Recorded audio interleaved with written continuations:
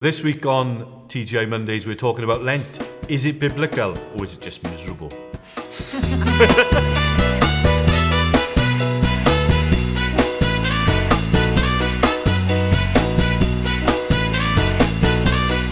Hi everyone and welcome to TGI Monday. It's great to have you back with us. Do keep sending us your comments, your questions, email us or via the Facebook page or our Twitter feed.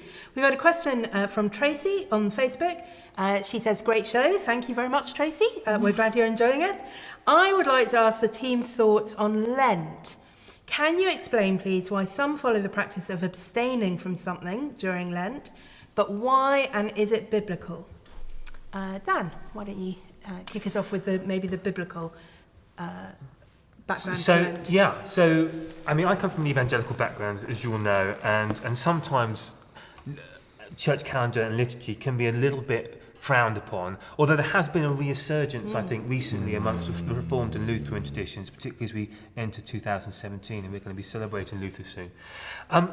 The Old Testament had a calendar. The Jews in the Old Testament, the Israelites in the Old Testament had a calendar, and it was quite a complex calendar, and they followed it. And then you see the disciples also and Jesus following that calendar. And then into Acts, you see them celebrating certain parts of the Jewish calendar. And what we've done is we've Christianized these times and seasons, so that some Easter, for example, was the Feast of the Passover. And although it's not, I wouldn't say there's a biblical foundation to say, go and celebrate these times and seasons. Certainly the Spirit of God is moving through the church, and the church throughout its history has celebrated these times and seasons. If it's helpful for us to work through the gospel throughout the year, as the church calendar does, then I don't see anything wrong with it. No. You couldn't point to a Bible verse and say, do this. But it's not. I think that's not the way to interpret the Bible anyway. But I think the thing is with it is it's a deeply human thing, isn't it? Because all traditions have a calendar they follow. Like we have Stoptober and Movember, and we have a kind of weird secular calendar now, where we go to, like we have Comic Relief soon. Comic Relief, Strictly Come Dancing, X You've all Factor. missed Dry January. Missed that. No, I always miss dry. Possibly comment. No, that was last week. That was, because I'm not allowed to drink, am I? So just as, particular parts of our calendar, as Dan says, kind of help us remember particular things. So at Easter we remember Jesus dying and rising again. I guess at Lent, one of the things a lot of Christians are remembering are the 40 days that Jesus spent in the wilderness. So 40 days where he was tempted, and 40 days where he had to rely on God completely for everything, and 40 days where he was without the normal comforts of life. And so I guess one reason why Lent has traditionally been a fast season, a time when people do abstain from enjoying some of the comforts of life, is because we're remembering that season where Jesus went without some of the comforts of life and was confronted with his temptations and had to rely on God completely.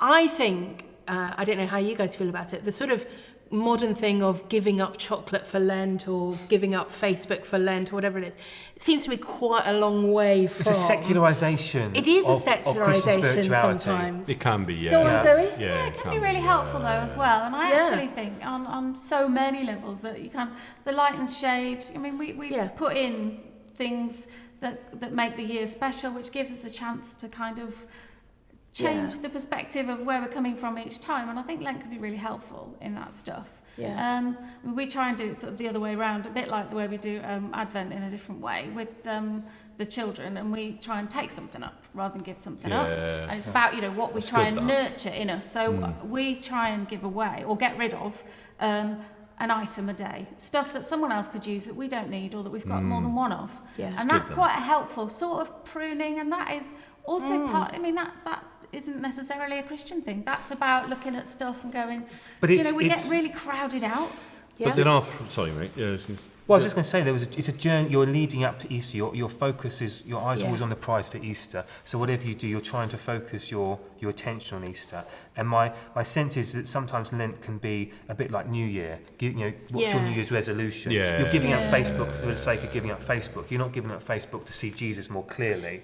And that's what Lent should be all about. Something I love about the traditional way of celebrating Lent was just that Sundays were never fast days. Sundays were always feast days. yeah. Get around that. Absolutely. And it's just feast that days. reminder that even in those times of confronting our sin, of dealing with our material, dependence on things, actually we still get to celebrate and enjoy what Jesus has done for us. My son calls that cheating Lent.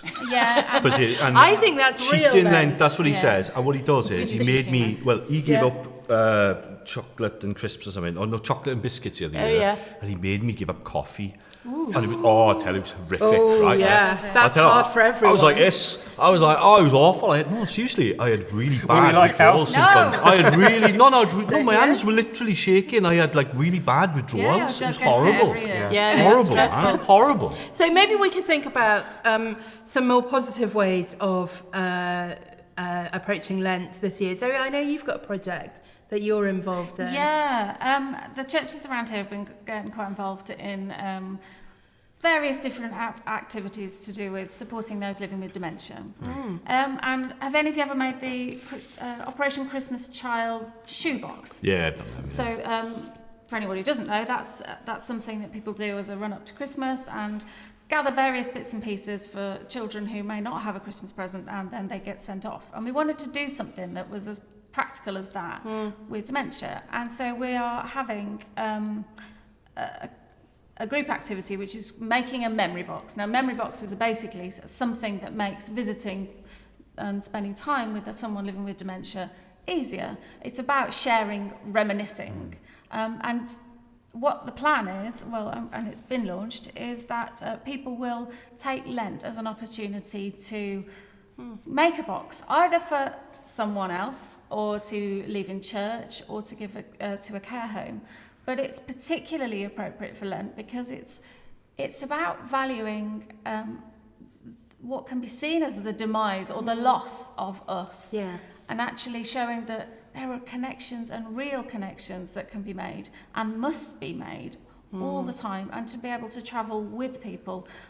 Someone I work with puts it brilliantly that the steps change, but we still dance together. Lovely. And that's what this is about, really. And Easter's, we're bringing them to church on Easter Sunday. We're going to pray prayers of blessing over them, that they would be about that valuing and life-transforming relationship with each other and God. Lovely. I want to talk about something that the Diocese is doing, the Diocese of Lichfield is doing for Lent. It's encouraging people to read this book, Learning to Dream Again, by Samuel Wells. He's the rector at St Martin in the Fields in London. And he's written this book just really challenging different aspects of our lives. Learning to dream again, but learning to live, learning to think, learning to feel again.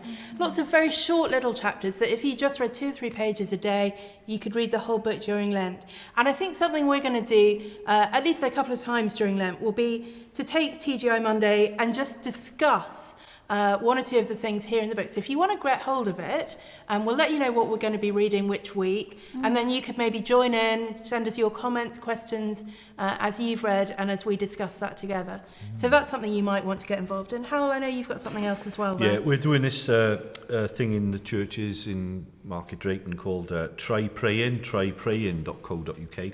And it's an invitation to people to just to give it a go, just to try praying and see what happens, really. Great. And it's a really, really basic little book that takes you through the baby steps of how to begin that relationship with God, or to pray in a slightly different way. So that's what we're doing. So it should be really good. So we'll put all the information about those different things on the Facebook page and let you know about all of that.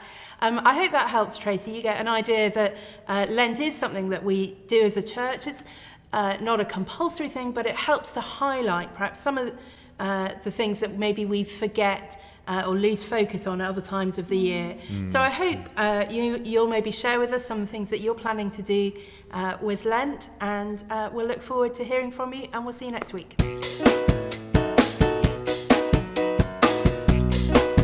Next week on TGI Monday, we're going to be talking about what music inspires us in our Christian faith. And can I just say, that's brilliant. Yeah, Christmas is the last bit, isn't it? It's a Good Friday track, but I'm a bit of a Good Friday Christian, to be fair.